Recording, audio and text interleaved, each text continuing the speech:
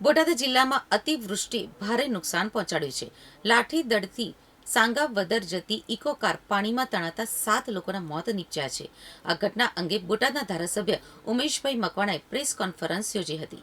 મુખ્યમંત્રી રાહત ફંડમાંથી એમને સહાય મળે એના માટે મેં માનનીય મુખ્યમંત્રીશ્રીને એક પત્ર લખ્યો છે કે જે અમારા મત વિસ્તાર લાઠીદળ ગામના જે 7 વ્યક્તિઓ મૃત્યુ પામ્યા છે, જેમાં મંજુલાબેન, નૈનાબેન, શારદાબેન, બાબુભાઈ, ઉર્વશીબેન, નીતાબેન ને રીતુબેન એક જ પરિવારના સભ્યો હતા, જેઓ પોતાના દેવસ્થાનથી દર્શન કરી અને પોતાના ઘરે પરત ફરતા ત્યારે ઓચિંતા પાણીનો પ્રવાહ ખૂબ વધી ગયો અને આખો ઇકો જે છે એ તણાઈ ગયો.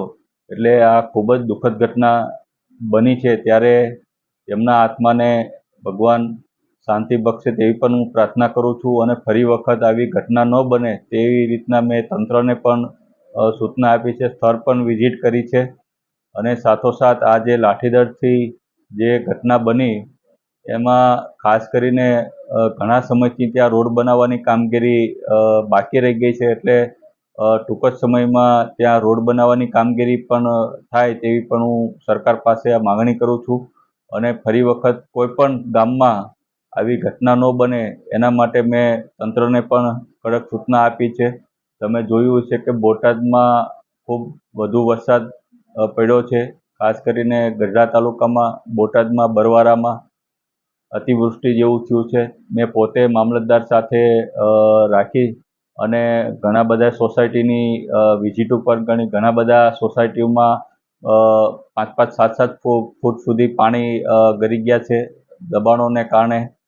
અને બોટાદ શહેરનું જે તળાવ જે છે એ પણ 100% ભરાઈ ગયું છે. એટલે હવે ફરીથી જો વરસાદ આવશે તો તળાવ જે છે એ ક્યાંક ને ક્યાંક કોઈ મોટું અકસ્માત ન થાય એના માટે પણ સ્થળ વિઝિટ મામલતદાર સાથે મેં રાખીને કરી છે. સૂચના આપી છે કે ભાઈ તાત્કાલિક જે ઓગાન જે છે એમાં ઘણા બધા પાકા દબાણો થયા છે, તો તાત્કાલિક અસરથી આ દબાણો દૂર કરવામાં આવે. ઓગાનની જે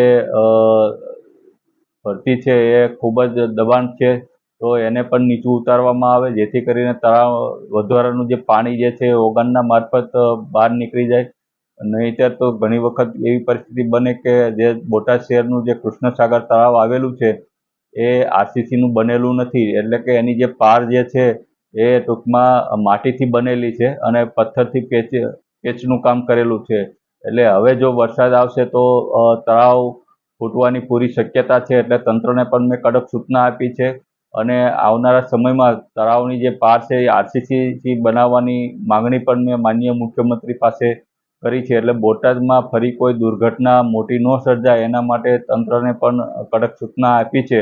અને સાથોસાથ એક સરકાર પાસેથી એ પણ માંગણી કરી છે કે ભાઈ બોટાદમાં જ્યારે આવી વાવાઝોડું આવે, દુર્ઘટના થાય ત્યારે એનડીઆરએફની ટીમ રાજકોટથી મંગાવવામાં આવે છે, અન્ય જિલ્લાઓથી મંગાવવામાં આવે છે. એટલે ટીમને બોટાદ પહોંચતા ઓછામાં ઓછી 7 થી 8 કલાક જેવો સમય થઈ જાય છે. ત્યારે ખૂબ આવા વિકટ બનાવ બને છે, કોઈ જીવતા મળતા નથી. એટલે એક બોટાદમાં કાયમી એક એનડીઆરએફ, એસડીઆરએફની ટીમ અહીંયા કાયમી બોટાદ જિલ્લાને મળી રહે તેવી પણ મેં પત્ર લખી અને સરકાર પાસે માગણી કરી છે.